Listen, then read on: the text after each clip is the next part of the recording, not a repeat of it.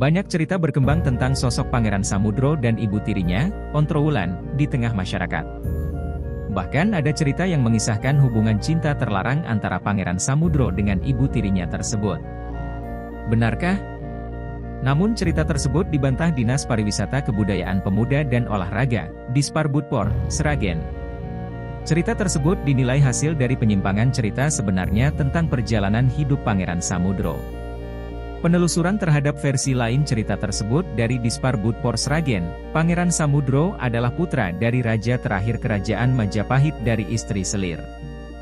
Dia bersama ibunya diboyong ke Demak Bintoro oleh Sultan Demak kala itu.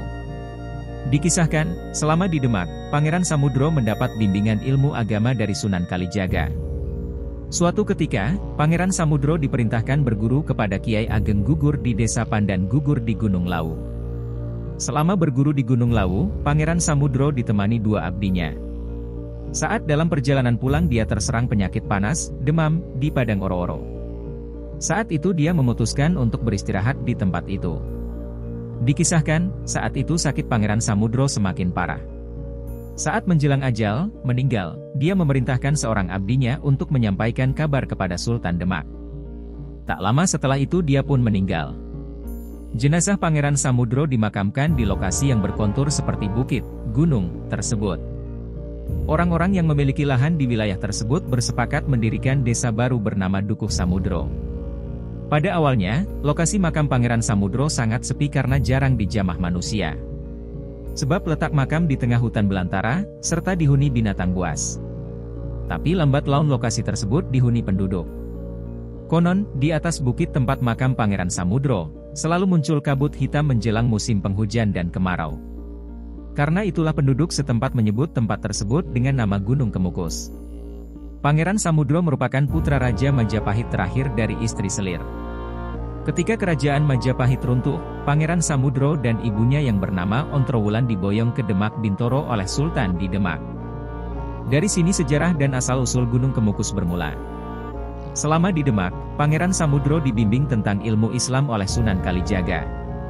Setelah dirasa cukup, Pangeran Samudro diminta untuk berguru lagi kepada Kiai Ageng Gugur dari Desa Pandan Gugur, lereng Gunung Lawu.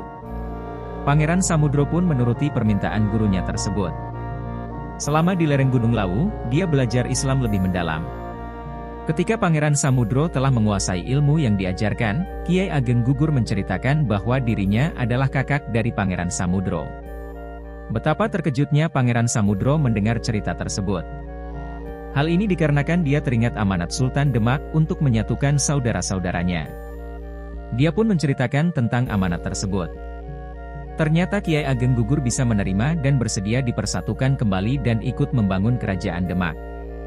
Setelah berguru kepada kakaknya, Pangeran Samudro bersama dua abdinya kembali ke Demak. Namun, ketika sampai di Oro-Oro yang sekarang dikenal Dusun Kabar, Desa Bogorame, dia tiba-tiba jatuh sakit panas, demam. Dia tetap nekat melanjutkan perjalanannya. Tapi, ketika tiba di Dukuh Doyong, wilayah Kecamatan Miri, sakitnya semakin parah dan memutuskan untuk beristirahat di daerah tersebut. Karena merasa sakitnya semakin parah, Pangeran Samudro mengutus abdinya untuk pulang ke Demak untuk memberitahukan kondisinya kepada Sultan di Demak. Namun, saat para abdinya pulang ke Demak, dia telah meninggal dunia. Sejarah dan asal-usul Gunung Kemukus pun terus berlanjut. Sesuai dengan petunjuk Sultan, jasad Pangeran Samudro dimakamkan di perbukitan di sebelah barat dukuh tersebut. Lokasi permakaman Pangeran Samudro itu didirikan desa baru dan diberi nama Dukuh Samudro, yang sampai kini terkenal dengan nama Dukuh Mudro. Awalnya, lokasi makam Pangeran Samudro sangatlah sepi dan jarang dijamah orang karena letaknya di tengah hutan belantara, serta banyak dihuni oleh binatang-binatang buas. Namun, sedikit demi sedikit keadaan berubah setelah daerah tersebut dihuni oleh para penduduk. Kemudian, di atas bukit tempat makam Pangeran Samudro ketika menjelang musim hujan ataupun kemarau akan muncul kabut hitam seperti asap, kukus. Oleh karena itu, masyarakat setempat menyebut bukit tempat makam Pangeran Samudro dinamai Gunung Kemukus hingga sekarang.